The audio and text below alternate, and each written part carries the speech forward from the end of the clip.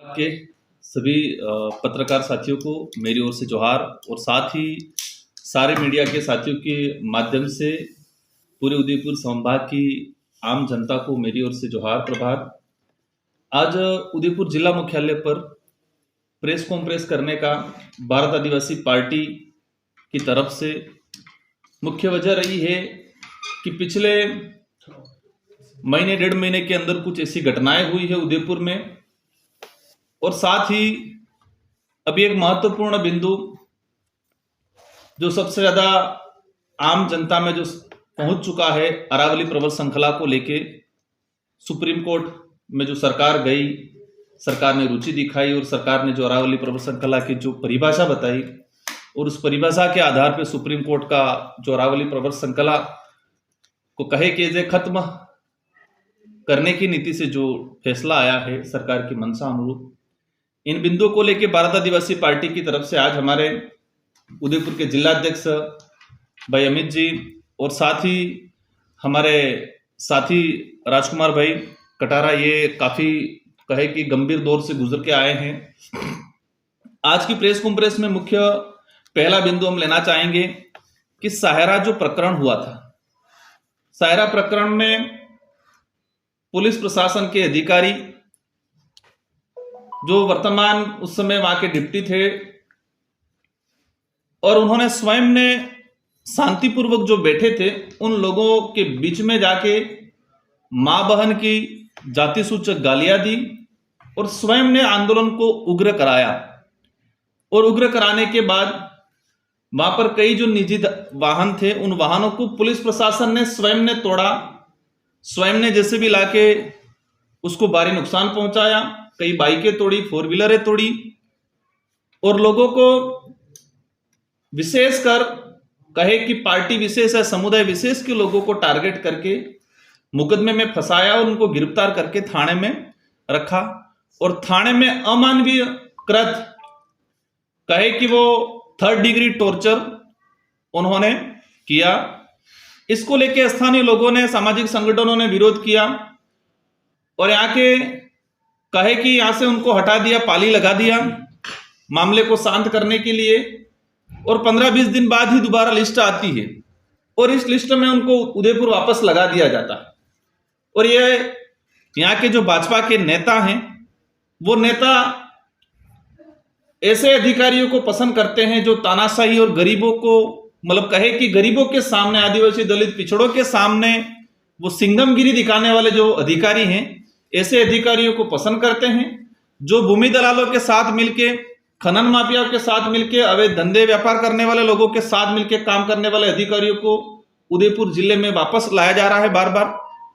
तो सायरा प्रकरण में हमारा यही कहना था कि सायरा प्रकरण से पहले एक चीज हमेशा देखने में आ रही है कि कानून की कलम और कानून की लाठी अमीर गरीब को देख के, जात पात को देख के, संगठनों को देख के उठ रही है। हम किसी भी हर समुदाय का सम्मान करते हैं, हर संगठन का भी सम्मान करते हैं। वैचारिक लड़ाई हो सकती है कांग्रेस बीजेपी या किसी भी संगठन से, लेकिन नैतिकता के आधार पर हमारा फर्ज बनता है कि उनकी भावनाओं का भी कद्र करना है। हमने देखा है कि आज ये 2-3 घटना का उदाहरण मुझे इसलिए लेना पड़ रहा है कि सायरा प्रकरण में कानून की कलम भी उठी, कानून की लाठी भी उठी, जरूरत नहीं थी फिर भी उठी। मृत शरीर सम्मान विधेयक 2022 में पारित हुआ राजस्थान विधानसभा में, और ये इस मृत शरीर सम्मान विधेयक का जो कानून है उसकी कलम सायरा प्रकरण में, जहां पर आदिवासियों को फंसाना था, वहां ये कानून लागू हो गया उसमें और सारी राजकार्य सारी धारा मुकदमा दर्ज हो गया। लेकिन इससे पहले एक प्रकरण हुआ था, मकान मालिक, शायद मुझे ध्यान नहीं वो किस समुदाय से थे, लेकिन वो सामने लड़का था, नरपत सिंह करके व्यक्ति था, उसकी बहस हुई और उस बहस में उसको चाकू मारी और निजी घटनाक्रम था, उसकी डेथ हो गई। इस मामले में भी लगभग 75-72 घंटे तक डेड बॉडी पड़ी रही। उसको लेके आंदोलन हुए, इसको लेके हाईवे भी जाम हुआ, हाईवे पे कहे कि वो पेड़ की टहनियां भी डाली, पत्थर भी डाले। वहां पर 3 दिन होते हैं, 2-3 दिन तक बॉडी पड़ी रहती है, लेकिन वहां मृत शरीर सम्मान विधेयक कानून लागू नहीं होता है, वहां पुलिस की लाठी नहीं उठती है। वहां अधिकारियों की सिंगमगिरी सामने नहीं आती है, लेकिन सहारा में जो गरीब दबा कुचला समुदाय था उस पर सारा चीज हुआ। उसके कुछ दिन बाद जाडोल में एक स्कूल बस से एक बच्चे के गिरने से मृत्यु होगी। हमारी भी सहानुभूति, जहां पर भी गलत होता है समाज को, संगठन को आगे आना चाहिए। हम नहीं कह रहे कि आगे क्यों आए, अच्छी बात है, संगठन लोग आगे आए, लेकिन वहां पर भी बॉडी पड़ी रही, वहां पर भी रोड जाम हुआ, वहां पर भी धरना हुआ, और वहां मृत शरीर सम्मान विधेयक कानून लागू नहीं किया, वहां पर पुलिस की लाठी नहीं उठी, और वहां पर न कोई सिंघम अधिकारी गया, और गए भी होंगे। सिंघमगिरी जो गरीब अमीर को देख के सिंघमगिरी दिखाते, संगठन को जात पात देख के सिंघमगिरी दिखाते। तो उदयपुर में ये तीनों प्रकरण इसलिए मैंने सामने रखे कि एक प्रकरण में विशेषकर आदिवासी समुदाय को टारगेट करते हुए, संगठन विशेष के लोगों को टारगेट करते हुए एक कहे कि 3rd डिग्री वाला टॉर्चर। और सारा प्रकरण में आपने देखा होगा, घटना होती है सुबह 10 बजे। ये स्वाभाविक है कि जो गुजरात का जो पर्यटन, हमारा ये क्षेत्र पर्यटन के लिए आकर्षण का केंद्र है, हम भी चाहते हैं पर्यटन आए, स्थानीय लोगों को रोजगार मिले, हमारे यहाँ पर कहे कि पर्यटन में ग्रोथ हो, लेकिन वो तेज गति से गया, घसीट के ले गया, इसलिए लोगों का आक्रोश था। और उस घटनाक्रम में सारे समुदाय के लोगों ने धरना दिया था, हर समुदाय के लोग थे।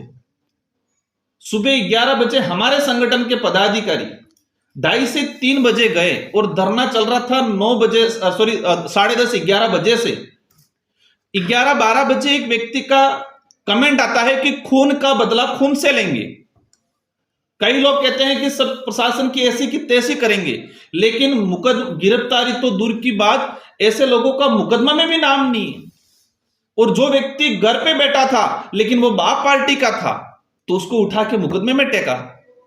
ये किस तरह से न्याय हो रहा है? उदयपुर में भाजपा राज में आदिवासी, दलित, पिछड़े, जो भी गरीब समुदाय है, उनके साथ अत्याचार, शोषण बहुत चरम सीमा पे चल रहा है। तो मेरा सरकार से अनुरोध है, मैंने सरकार के नुमाइंदों से भी बात की है कि ऐसा क्या है जो अधिकारी समुदाय विशेष मां बहन की गाली गलौज करता है, इसको 1 महीने में मिड उदयपुर वापस लगाया जाता है। जोधपुर में हुआ, एक वकील के साथ बदतमीजी हुई, उसमें पूरा थाना सस्पेंड हुआ, थानेदार सहित पूरा थाना सस्पेंड किया, और यहां पर पूरे समुदाय को गाली दे रहे हैं, मां बहन की दे रहे हैं, और खुद उग्र आंदोलन करा रहे हैं, वहां पर किसी प्रकार की कार्रवाई नहीं। तो भाजपा राज में कानून की कलम, कानून की लाठी दोनों अमीर गरीब को देख के, जात पात को देख के उठ रही है। इसका भारत आदिवासी पार्टी पुरजोर विरोध करती है। आज आपकी सरकार है, यहाँ के बीजेपी के नेता हैं, मंत्री हैं, वो चाहते हैं कैसे तानाशाही अधिकारी रहे, तुम्हारे पास कलम है, तुम लगा लो, कोई दिक्कत नहीं है। लेकिन यहाँ की क्षेत्र की जनता ये सारी घटनाक्रम को देख रही है, तुलनात्मक अध्ययन कर रही है, आने वाले समय में इसका लोकतांत्रिक तरीके से जवाब देगी। आज दूसरा जो प्रकरण यूडीए वाला जो चल रहा है, और यूडीए को लेके अभी जो सामने आ रहा है, चलो ठीक है, जो भी संगठन अगर पेराफेरी मामले को लेके लड़ रहे हैं, लेकिन मैं इनको कहना चाहूंगा, आप किससे जुड़े हो? आप जिन संगठनों से जुड़े हो वही संगठन गिरवा रहे हैं। सबीना में जाके, नवाखेड़ा में जाके आपकी ही पार्टी के लोग, आपकी ही पार्टी के नेता हैं, प्रधान से लगा के जिला प्रमुख, विधायक, मंत्री, सांसद सब भाजपा के हैं, और लोगों को गुमराह करने के लिए ये नगर पालिका चुनाव और पंचायती राज चुनाव को देखते हुए लोगों को गुमराह करके कह रहे कि हम उसके खिलाफ आंदोलन पे, जिसके खिलाफ दे रहे हो आप, जिस संगठन से जुड़े, एक कलम में हो सकता है। मैंने कई बार कहा है, लोकसभा में भी इस बात को उठाया है कि शेड्यूल 5 के अंदर प्रावधान है कि 5वीं अनुसूचित क्षेत्र अनुच्छेद 244 वन के तहत यह है कि शेड्यूल एरिया के अंदर आपको शहरीकरण का करना है तो आपको म्युनिसिपल एक्ट लाना होता है। उसको मैसा कानून का नाम दिया गया। मैसा कानून आने के बाद जिस तरह से शेड्यूल एरिया में ग्रामीण क्षेत्र के अंदर पैसा कानून जो आया, पैसा कानून के तहत ट्राइबलों के राइट्स को जो प्रोटेक्शन दिया जा रहा है, इसी तरह शहरीकरण के लिए आदिवासी, दलित, पिछड़ा, गरीबों के लिए मैसा कानून का प्रावधान है। लेकिन सरकार डबल इंजन की सरकार आई, सरकार डबल इंजन की सरकार कह रही है कि अंग्रेजों के सारे काले कानून हमने बदल दिए, नए कानून से देश चलेगा। तो मैसा कानून 2001 में राज्यसभा में पेश हुआ, 2003 में इसकी समिति की रिपोर्ट आई। 2010 तक सारे राज्यों से परामर्श मांगा था। 10 राज्य हैं मैसा कानून पेशा एक्ट जो शेड्यूल 5 वाले, तो 10 राज्यों से रिपोर्ट आ गई।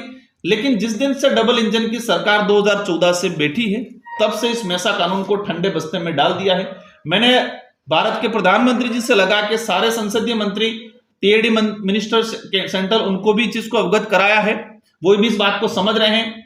लेकिन बात यह है कि सत्ताधारी बीजेपी के सांसद विधायक इस बात को जब तक नहीं बोलेंगे, तब तक सरकार पे दबाव नहीं बनेगा। और मैं यहाँ के जो विधायक हैं, सांसद हैं, मंत्री हैं, उनको कहना चाहूंगा कि आप म्युनिसिपल एक्ट मैसा कानून की बात क्यों नहीं कर रहे हो? जानबूझ के रैलियां निकाल के लोगों को गुमराह क्यों करा रहे हो? यूडीए असंवैधानिक है। मैं आज दावे से कहता हूं, मैं कहता आया हूं कि शेड्यूल एरिया में यूडीए नगर निकाय की सारी संस्थाएं असंवैधानिक तरीके से वर्तमान में काम कर रही है, संविधान के विरोध में काम कर रही है। और हमारा प्रयास है, हम कोर्ट का रास्ता भी अपना रहे हैं।